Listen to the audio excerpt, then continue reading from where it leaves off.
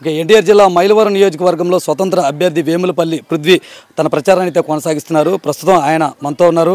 ఆయనతో మాట్లాడి మరిన్ని వివరాలు తెలుసుకుందాం. పృథ్వీ గారు, ప్రచారంలో మీరు గత 10 రోజులుగా ప్రచారం చేస్తున్నారు. గ్రామాల్లో ప్రజల నుంచి ఎలాంటి స్పందన వస్తుంది? ప్రజల నుంచి అయితే చాలా బాగుందండి స్పందన. ప్రతి ఒక్కళ్ళు కూడా ఇక్కడ మార్పే కోరుకుంటున్నారు.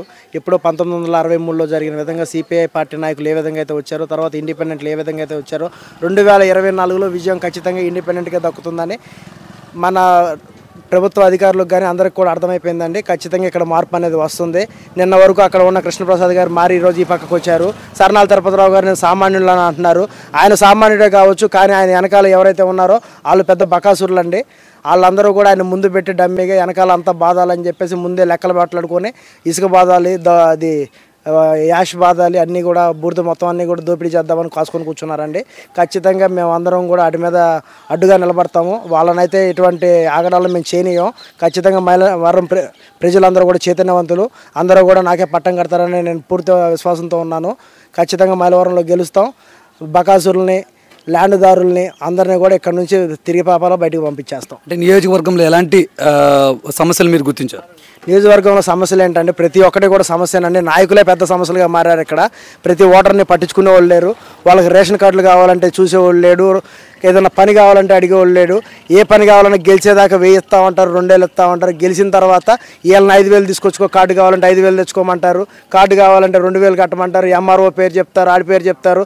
మనం పండించిన ధాన్యాన్ని రైతు భరోసా కేంద్రాలని చెప్తున్న జగన్మోహన్ రెడ్డి గారు ఏదైతే చెప్తున్నారో ఆ ధాన్యాన్ని మనం అమ్మాలంటే దానికి ఈజీగా కూడా 150 రూపాయలు బస్తాకి ఛార్జ్ అంటున్నారండి. అది మొత్తం కూడా రైతులను లూటీ చేస్తున్నారు. ఇక్కడ నాయకులందరూ కూడా గ్రామ నాయకులు కానివ్వండి, పార్టీ నాయకులు కానివ్వండి, మండల నాయకులు కానివ్వండి, వాళ్ళ పైన ఉన్న ఎమ్మెల్యేలు కానివ్వండి, గెలిచే వరకు ఉండే మాటలు జనానికి ఎవరు అందుబాటులో లేరండి. కృష్ణప్రసాద్ గారు పోయిన 5 సంవత్సరాలు జగన్మోహన్ రెడ్డి గారు ఏదైతే చేయలేదన్నారో ఆయన కనీసం ఇంతమంది జనంలో ఏ జనానికి ఆయన 5 సంవత్సరాలు అందుబాటులో ఉన్నారో ఒకసారి మీరు అందరూ కూడా ఆలోచన చేయాలి. మీరందరూ కూడా ముందుకు వచ్చి అడగాలి. అలాగే సర్నాల తిరుపతిరావు గారు ఈరోజు పోటీకి వచ్చారండి. 10 రోజుల ముందు ఈరోజు ఏదో 4 కార్లు పెట్టేసి అడావుడి చేసేస్తున్నారు. సర్నాల తిరుపతిరావు గారు నిజంగా జనానికి చేసే ఇదే ఉంటే ఈరోజు బూడిదని ఎవరు దోపిడీ చేశారు? అది కృష్ణప్రసాద్ గారు చేశారా, జోగి రమేష్ గారు చేశారా? అదే పార్టీలో ఉన్నారు, అధికార పార్టీలో ఉన్నారు. ఆయన నేను చేయలేదని బయటకు వచ్చి చెప్తున్నాడు. మీరు నిజంగా దమ్ముంటే అది ఎవరు దోపిడీ చేశారు అనేది మీరు బయటకు వచ్చి నిలదీసి జనం ముందు ఆయన కడగండి. అప్పుడే మన ప్రాంతానికి అభివృద్ధి అనేది జరుగుతుందండి. ల్యాండ్దారులు కానీ, భూబకాసులు కానీ ఈ నియోజకవర్గంలో అనేది జనం తిరగనివ్వరు. ఖచ్చితంగా శాశ్వత పరిష్కారం వస్తుంది. 2024 గెలవబోయేది ఇండిపెండెంట్ అభ్యర్థిగా నేనే. అంటే 2 ప్రధాన పార్టీలు, ఇటు వైఎస్ఆర్ కాంగ్రెస్ పార్టీ, తెలుగుదేశం పార్టీ అంటే కూటమితో ముందుకు వస్తున్నారు. వాళ్ళ మధ్య మీరు పోటీని తట్టుకోగలుగుతారా? అసలు పోటీయే లేదండి. ఆల్రెడీ వార్ వన్ సైడ్ అయిపోయింది. ప్రధాన పార్టీలు ఉన్నాయి అంతే, కానీ ప్రధాన పార్టీలకు ఉన్న క్యాండిడేట్లు సరైన వాళ్ళు కాదు. చంద్రబాబు నాయుడు గారిని నమ్ముతున్నారు. చంద్రబాబు నాయుడు గారిని ఎంతవరకు నమ్మాలి? చంద్రబాబు నాయుడు గారు చేస్తారు, కానీ వచ్చిన ఫలాలను చంద్రబాబు నాయుడు గారి దగ్గర నుంచి వచ్చిన ఫలాలు ఏవైతే ఉన్నాయో ఇక్కడ ఉన్న ఎమ్మెల్యేలు కానీ, లోకల్ నాయకులు కానీ జనాలకు అందనివ్వరు. లోకల్ నాయకత్వంతో సహా మొత్తం అంతా మారిపోవాలి, ప్రక్షాళన జరగాలి. ప్రధాన పార్టీలు ఈ 10 రోజులైనా సరే ఉన్న నాయకత్వాలన్నీ మార్చుకొని ముందుకొస్తే తప్ప ఏ ప్రధాన పార్టీలకి మనుగలు లేదు. ఇక్కడ ఆల్రెడీ అందరూ తిరుగుటపాలో రెడీగా ఉన్నారండి. డౌటే లేదు. 2024 మైలవరం గెలవబోయేది నేనే. పూర్తి విశ్వాసం నాకుంది. ప్రతి ఒక్క ఓటర్ కూడా ఏంటంటే బయటకు వచ్చి తిరుగుతుంటే వాళ్ళ రేషన్ బియ్యం ఆపుతామనో, లేకపోతే నాకు సపోర్ట్ చేస్తే ఆఖరికి నిన్న నా అప్లికేషన్నే 6 సెట్లు అంటే రివైజ్డ్ అఫిడవిట్లు నేను 6 ఇచ్చానండి. నా దాన్ని ఆపడానికి ఎన్నో ప్రెజర్లు పెట్టారు, ఎన్నో ఒత్తిళ్ళు పెట్టారు. 20 మంది పోటీల్లో నిలబడితే నేను ఒక్కరిని మిగిలానండి. నేను వల్లభనేని నాగపవన్ గారు మిగిలాము. మిగతా వాళ్ళందరూ కూడా పార్టీ డమ్మీలు. అది ప్రతి ఒక్కరికి కూడా తెలిసిన విషయమే.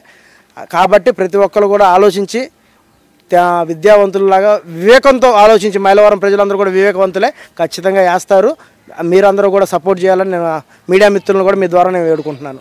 అంటే బాబు సూపర్ 6 పథకాలను ఏ విధంగా చూస్తే దాని మీద మీ స్పందన? 13 లక్షల కోట్లు అప్పన్నారండి. నిన్న జగన్మోహన్ రెడ్డి గారు రైతు రుణమాఫీ పెడతామన్నారు. బయటకు ప్రచారాలు అయితే, పుకార్లు అయితే వచ్చినాయి, కానీ ఆయన అయితే పెట్టలేదు. మన దగ్గర డబ్బులు లేవంటున్నారు. ఆల్రెడీ క్లియర్ కట్గా అర్థమైపోతుందండి. అక్కడ సూపర్ 6 ఏ తొక్కలో 6 ఏం రాదండి. ఇప్పుడు తెలంగాణ ప్రభుత్వమే అన్నారు, వాళ్ళని పథకాలు పెట్టారు. అధికారంలోకి వచ్చి ఎన్ని నెలలు అవుతుంది, ఏం అప్లై చేశారు?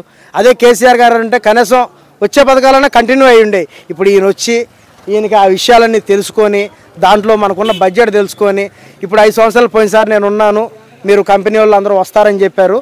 మరి ఈరోజు కంపెనీలు ఆయన ఏ విధంగా నమ్మి ఈ రోజుకి వస్తాయి, ఈ రోజుకి ఆయన సంపద సృష్టిస్తారు. ఈ రోజుకి ఏది జరగదండి. ఖచ్చితంగా టైం పడుతుంది, ఏ నాయకుడికైనా టైం పడుతుంది.